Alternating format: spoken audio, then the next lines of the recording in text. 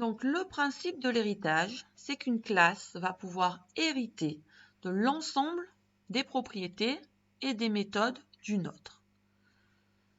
Donc en modifiant uniquement ce qui est nécessaire à son propre fonctionnement. Donc on va parler de classe mère et on va parler de classe fille.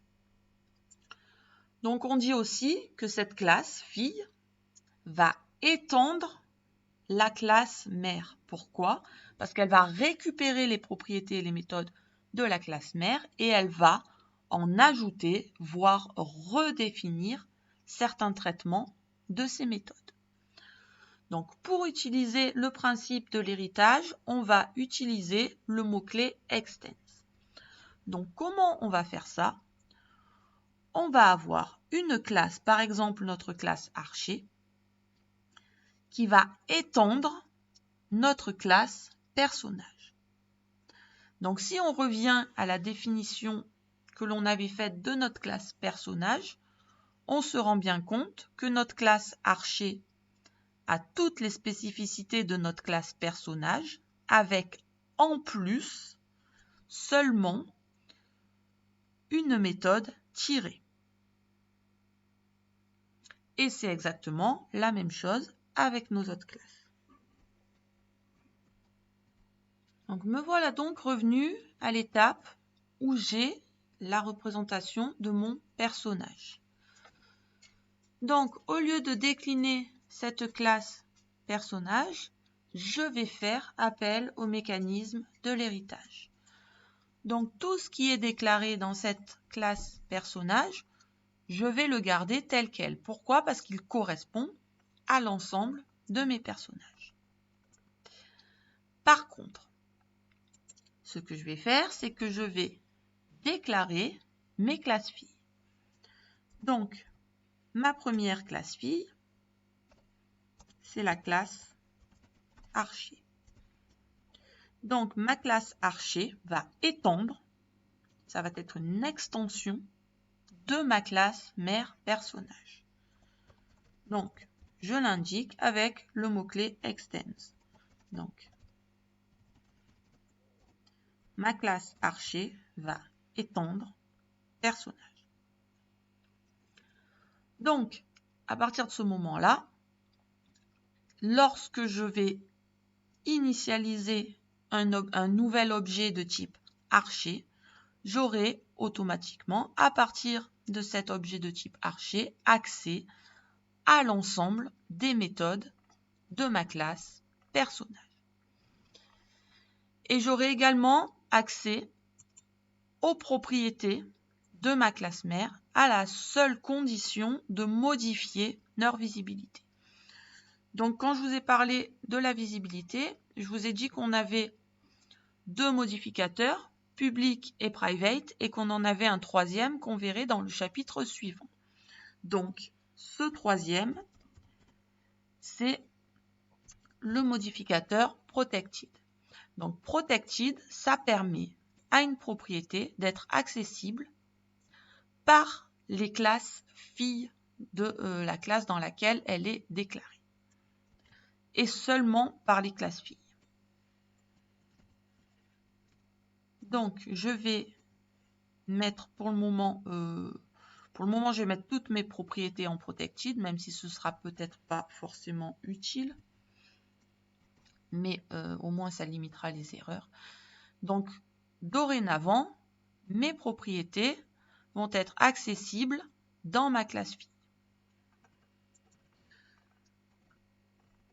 Donc, du coup, c'est dans cette classe fille qu'il va me suffire d'ajouter mon comportement spécifique. Donc, ici, ce sera ma fonction tirée.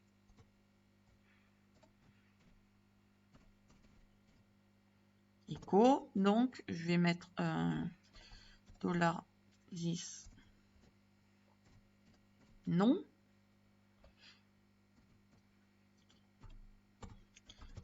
De type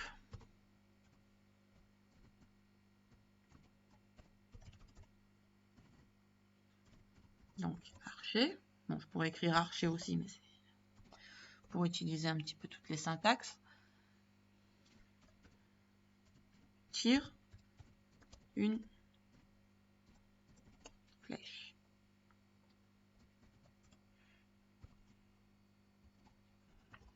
Ok, j'ai donc fait la même chose avec mes 3 sous-types. Donc, guerrier et magicien également. Pour chaque sous-type, j'ai donc une méthode spécifique à ce type-là, à cette classe-là, ainsi que l'ensemble des méthodes et propriétés définies dans la classe mère personnage. Ceci étant, on peut tout à fait redéfinir une méthode déclarée dans la classe mère, si besoin, dans la classe fille, afin que cette méthode se comporte différemment. Mais on ne pourra pas modifier la signature de cette méthode. Donc ça, c'est un autre principe de l'héritage. Pouvoir, à partir d'une méthode déclarée dans la classe mère, la redéfinir son implémentation dans la classe fille. Prenons l'exemple de notre méthode attaquer. En fonction du type d'objet qui va faire appel à cette méthode, donc mon archer, mon guerrier ou mon magicien, j'aimerais que cette méthode attaquer appelle l'une des méthodes spécifiques de mes classes filles. Or, telle que définie dans la classe mère, on n'a pas l'implémentation de l'appel à ces méthodes. Donc, je peux tout à fait redéfinir cette méthode attaquer dans mes classes filles. Donc, comment je vais faire ça? Je vais tout simplement réécrire ma méthode. Je vais supprimer le code qui se trouve dans la classe mère parce qu'on va voir par la suite qu'on pourra y accéder. Et je vais faire appel dans cette méthode à ma méthode tirer pour mon archer.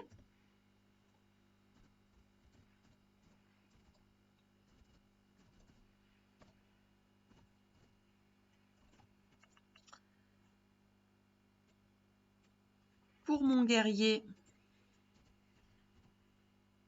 à sa méthode frapper. Et pour mon magicien, à sa méthode lancer sort. Alors comment ça marche? Lorsque je vais appeler ma méthode attaquer à partir d'un de mes personnages, la première chose que mon programme va regarder, c'est si cette méthode est définie dans cette classe. Si elle n'est pas définie dans la classe fille, on va aller regarder du côté de la classe mère.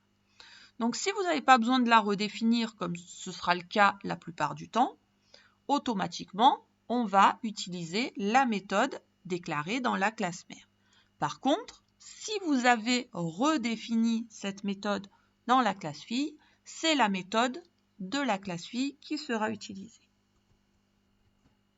Alors, si je vais regarder du coup ce que ça donne, donc en reprenant le code précédent, désormais, lorsque mon perso 1 de type archer, donc attaque, la méthode qui va être appelée est donc la méthode définie dans ma classe fille archer.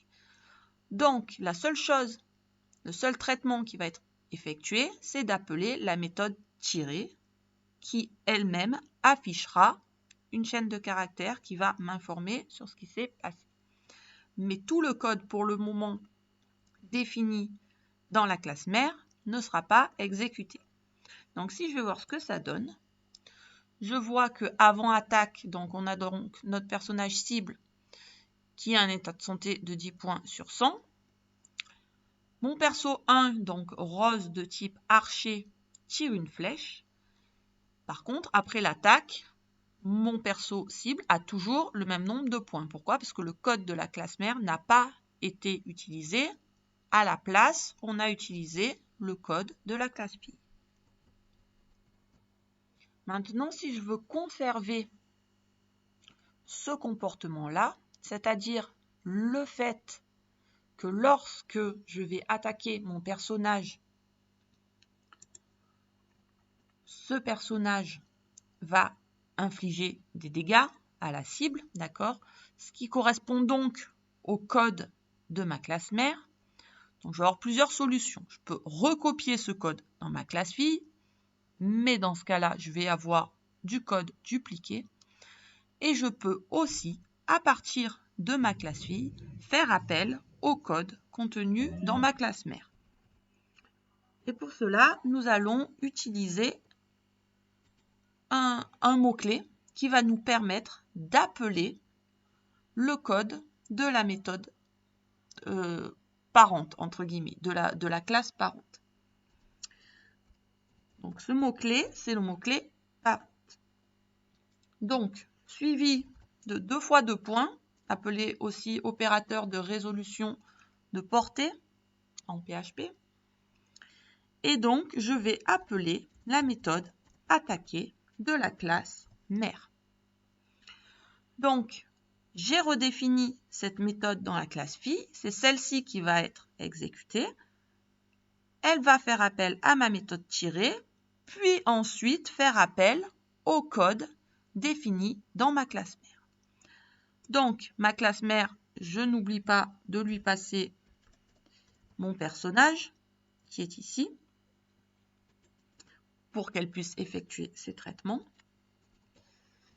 Et donc, désormais, lorsque je vais attaquer, je vais non seulement faire appel à ma méthode spécifique, mais également faire appel au code de la méthode de ma classe mère. Donc, je fais la même chose pour mes autres classes filles.